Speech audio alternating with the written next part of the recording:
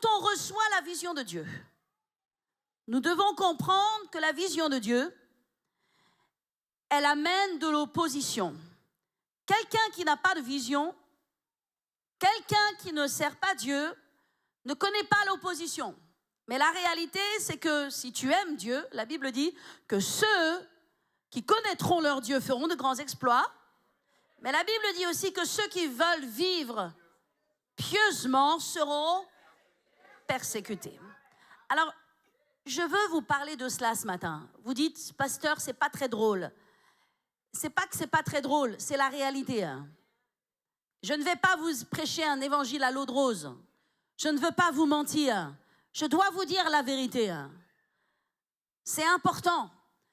Parce que quand on est persécuté dans son travail, dans sa famille, vous savez, il y a des gens pour la cause de Christ qui perdent tout, qui perdent leur héritage, qui perdent leur famille, qui sont reniés. Il faut le dire. Parfois, lorsque l'on est dans des problèmes, on pense qu'on est le seul. Il n'y a que moi qui ai des problèmes. Il n'y a que moi que le diable attaque. Et parfois, peut-être, vous, dans votre vie, vous n'avez aucun problème. Vous n'avez aucune attaque, aucune persécution. Vous devez réfléchir où est-ce que vous en êtes vraiment avec Dieu. Parce que la réalité, c'est que quand vous servez Dieu vraiment de tout votre cœur, vous verrez des oppositions de droite et des oppositions de gauche. Des oppositions devant et des oppositions derrière. Des oppositions bleues et des oppositions jaunes. Des oppositions rouges et des oppositions vertes. Ça fait partie du package. Mais dans toutes ces choses, la Bible dit, nous sommes plus que vainqueurs. Nous sommes plus que vainqueurs. Alléluia. Alors moi, je vais vous parler de ce parcours qui est un véritable gymkhana, qui est un parcours, un parcours semé d'épreuves, on peut dire, de la vie de Paul. Je vais vous le résumer, vous le condenser, mais ça risque d'être un peu long, mais c'est pas grave. Ok, qu'est-ce qui se passe dans Acte 9, verset 23 ? Je viens de dire qu'il confondait les Juifs qui habitaient à Damas, démontrait que Christ est le Seigneur. Verset 23, au bout d'un certain temps, les Juifs se concertèrent pour le tuer. Et leur complot parvint à la connaissance de Saul, et l'on voit, ils le descendirent par une muraille, dans une corbeille, et donc ils ont fait fuir littéralement Paul parce que sa vie était en danger. Ok ? C'est arrivé juste après. Après que Paul fuit, nous ne savons pas ce qui se passe entre Acte 9 et Acte 13. Et maintenant, nous tournons dans Acte 13. Nous voyons que Paul arrive.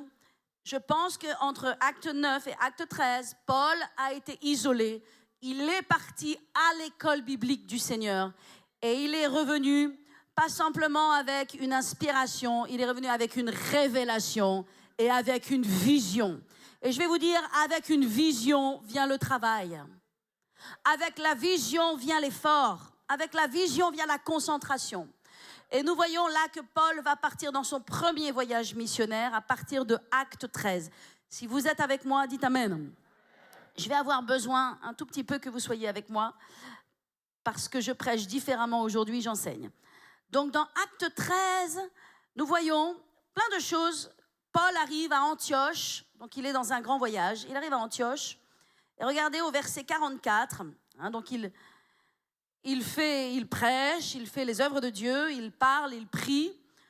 Et au verset 44, le sabbat suivant, presque toute la ville se rassembla pour entendre la parole de Dieu. Vous voyez l'impact de Paul, la ville, presque toute la ville d'Antioche. Et les Juifs, voyant la foule, furent remplis de quoi ?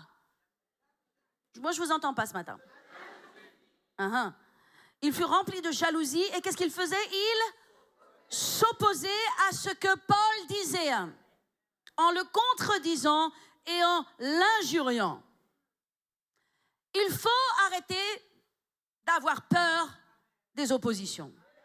Si vous devez prêcher l'évangile, vous aurez des oppositions. Mais n'ayez pas peur. Si Paul avait eu peur, ou si Paul s'était laissé impressionner ou intimider, il n'aurait jamais fait ce qu'il a fait dans sa vie. En tant que chrétien, nous sommes et nous allons être, et les temps arrivent. Écoutez-moi, Église, nous allons être défiés, Nous allons être challengés et on va voir la différence entre ceux qui servent Dieu et ceux qui ne servent pas Dieu. Entre ceux qui vont devenir des chrétiens vraiment matures et sérieux et ceux qui jouent à l'église parce qu'il va y avoir des décisions à prendre, parce qu'il va y avoir des positions à tenir et vos tripes vont être mises à l'épreuve. Et nous sommes dans ces temps où il va nous falloir choisir. Alléluia. En dépit des circonstances, en dépit de ce que l'ennemi fait, Paul n'a jamais arrêté. Donc nous sommes ici et nous regardons au verset 49. Il est écrit, la parole du Seigneur se répandait dans tout le pays, mais les Juifs excitèrent des femmes dévotes de distinction et les principaux de la ville. Ils provoquèrent quoi? Une persécution contre Paul et Barnabas et ils les chassèrent de leur territoire. Nous allons continuer parce que la liste est longue. Ils arrivent à Icône. Là, la Bible nous dit qu'une grande multitude crut. Et au verset 2, mais ceux des Juifs qui ne crurent pas excitèrent et aigrirent les esprits des païens contre les frères. Ils restèrent cependant assez longtemps à Icône, parlant avec assurance, appuyés sur le Seigneur. Vous savez où est notre force? Et je l'ai prêché dimanche dernier. Notre force est dans le Seigneur. Vous devez être appuyés sur le Seigneur. Leader dans cette maison. Vous devez être appuyés sur le Seigneur. Alléluia. Ils étaient appuyés sur le Seigneur. Et la Bible nous dit qu'il y a eu des gens qui ont été excités. Le diable a aigri l'esprit des païens contre eux.